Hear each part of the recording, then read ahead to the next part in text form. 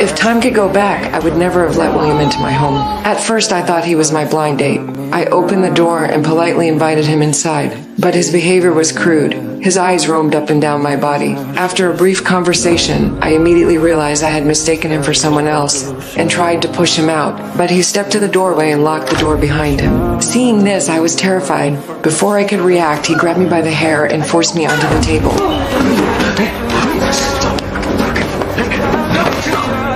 No matter how desperately I struggled, I couldn't escape. Moments later, he fled the scene. When I regained consciousness, I was already lying in a hospital bed, bruised and battered. I stared blankly at the ceiling, my heart hollow. A police officer beside me was taking photos for evidence, while others had already followed clues to arrest William.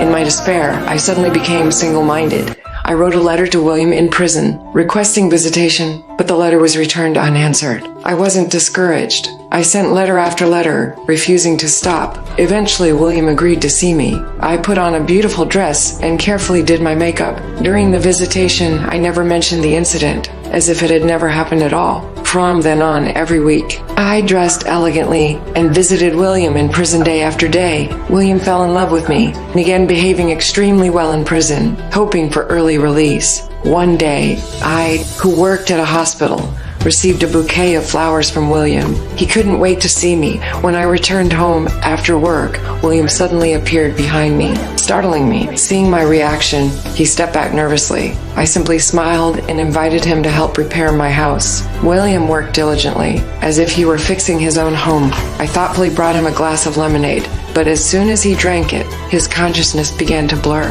When he woke again, he was tied to a bed, and I was wearing the same white dress I had worn on the night of the assault. Then I spoke. I didn't give you any more than I gave Benny, and you got a good 70 pounds on him. I injected him with sedatives again, and he passed out. He woke up drenched in sweat. I held his hand as if to comfort him. William, stop it, you're hurting me, stop it, William, let go!